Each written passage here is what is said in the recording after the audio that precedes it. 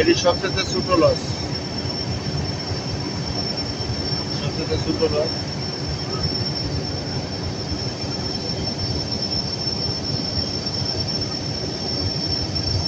দৃশ্য দেখতে থাকুন, আমার চ্যানেলের সঙ্গে থাকুন, চ্যানেলটাকে সাবস্ক্রাইব করবেন।